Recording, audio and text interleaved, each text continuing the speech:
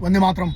जो नवरात्रि का उपवास रखते हैं उनको नवरात्रि की शुभकामनाएं, माँ भगवती की उपासना की शुभकामनाएं, जो ईद मनाने वाले हैं उनको ईद की शुभकामनाएं, हिंदुस्तान के हर नागरिक को जो भी बनाना चाहता है उसके लिए बहुत बहुत शुभकामनाएं। अच्छे से अपना ध्यान रखिएगा। आपके घर में सभी को मेरी तरफ से हिंदू नववर्ष की शुभकामनाएं और सभी को मेरी तरफ से आपके जीवन में सब अच्छा हो, ये मेरी तरफ से सभी के लिए शुभकामनाएं। जो हिंदुस्तान को अपना वतन मानता है उनके लिए ये बात है।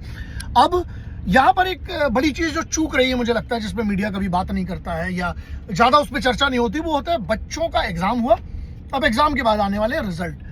बहुत सारे बच्चे हर बार न्यूज आती है कि कुछ गलत कदम उठा लेते हैं, जैसे आत्महत्या वाली बात हो गई या इस टाइप की जो चीजें आती है। तो मैं बच्चों के लिए और पेरेंट्स के लिए दोनों के लिए एक छोटा सा संदेश है, जो एक पेरेंट के तौर पे और एक उस्ताद के तौर पे, गुरु के तौर पे मैं सिर्फ ये कहना चाहता हूँ ना, बच्चों पे इतना प्रेशर मत करिए कि सीटी बच जाए उनकी, कुकर मत बनाइए उनको कुकर के अंदर। अब बेटा सिर्फ इतना याद रखना, मैं जितने लोगों को जानता हूँ, कोई भी स्कूल ना अच्छा इंसान ये डर पे चलता है। पूरा धंधा जो है ना, स्कूल कॉलेजेस का जो धंधा है वो डर पे चलता है कि अगर तुम पढ़ाई नहीं करोगे तो तुम्हारे साथ ये हो जाएगा या सोसाइटी में ऐसा होगा। ध्यान रखना मेरी बात, जब आप बहुत कम से कम, मैं बात करता हूँ एक अंदाजन 25 साल के बच्चे से कोई ये नहीं पूछता कि बेटा पढ़ाई क्या कर रहे हो। मालूम क्या पूछते हैं लोग? क्या कर रहे हो। और एट द एंड मैटर ये करता है कि अगर तुम ईमानदारी से अपनी मेहनत करके पैसा कमाने की औकात रखते हो तो पढ़ाई कोई काम नहीं आती है। हाँ, पढ़ाई किस लिए, आप स्कूल कॉलेज जाते हो तो आप लोगों को, इसको बोलते हैं सोशियोलॉजी के बड़े काम आती है कि आप सोशल हो जाते हो, आप लोगों को समझने लगते हो, लोगों से वे आप खुल जाते हो।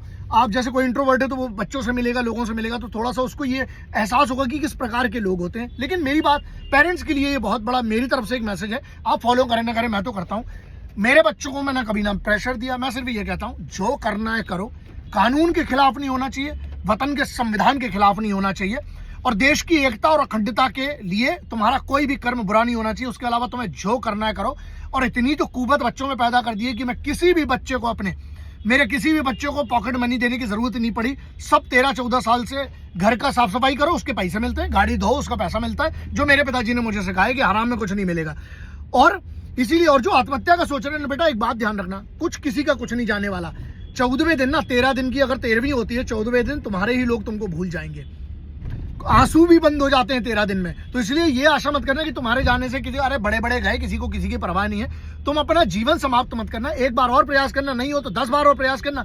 हर वो काम करो जो तुम्हारा जमीर कहता है, जो संविधान कानून के हिसाब से सही है, वो करिए। ईमानदारी से मेहनत कमाने का बहुत मौके हैं इस देश में, मेहनत करना पड़ेगी लेकिन, और अपनी जान को दांव पे मत लगाना। नहीं हुआ एग्जाम कोई नहीं, मैंने बहुत बड़े बड़े ऐसे गधे बेवकूफ जो हमारे साथ के थे, उनके अंडर में आज टॉपर काम कर रहे हैं, 90% वाले। जिंदगी सीखो, और जिंदगी घर में माँ बाप सिखाते हैं, दादी दादा नाना नानी अपने बुजुर्ग जो होते हैं वो सिखाते हैं। जिंदगी बेटा ना, जिंदगी कोई नहीं, तुम्हें कोई स्कूल कॉलेज तुम्हें जिंदगी नहीं सिखा सकता है, ना कोई एजुकेशन पॉलिसी, ना ये बोर्ड वो बोर्ड।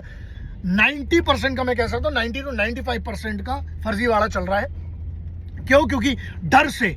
और मैं जल्दी बहुत सारे स्कूलों को भी एक्सपोज करूंगा जो ये पेरेंट्स के साथ जो जिस प्रकार का व्यवहार करते हो।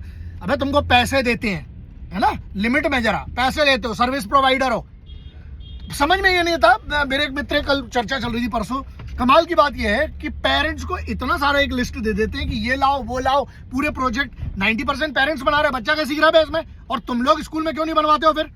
90% पेरेंट्स की शिकायत है कि इतना, अबे छुट्टी में भी, और टीचर्स को, अच्छा तुम लोग मैनेजमेंट वाले बैठे हो, टीचर्स को भी थोड़ा इज्जत दो, उनके भी छुट्टी रखो। तो ये है, आप अपना ध्यान रखेंगे। मेरे तरफ से ये लगा, अपने जिंदगी, तुम्हारे लिए जिंदगी के लिए मैंने अपने बच्चों को सिखाई, जिंदगी के लिए सबसे जरूरी क्या है, जिंदा रहना, इसके अलावा कुछ नहीं।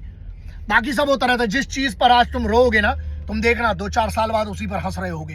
तो इसलिए सही काम करो, मेहनत करो, जो तुम्हें पसंद है अपने माँ बाप से। हर बार ये भी नहीं होगा कि माँ बाप समझ जाए उस चीज को, लेकिन हमारा पूरा प्रयास होना चाहिए, हम उन्हें समझा सकें। पूरी कोशिश करिए बेटा। और मुझे लगता है अगर माँ बाप छूट देते हैं, मैं जो भी बन पाए इसलिए क्योंकि मेरे माता पिताजी ने मुझ पर कोई रिस्ट्रिक्शन नहीं रखा। उनको पता था लड़ाई झगड़ा मारा तोड़ी इसको पसंद है, तो उन्होंने उस फील्ड में दिया जहां पर आप, हाँ, लेकिन नियम कानून के हिसाब से अखाड़े पहुंचा दिया पिताजी ने छोटी सी उम्र में। तो मैं जो भी बन पाया इसलिए क्योंकि मेरे गुरुजन बहुत अच्छे थे, मेरे माता पिताजी ने मेरा साथ दिया, हमेशा दिया।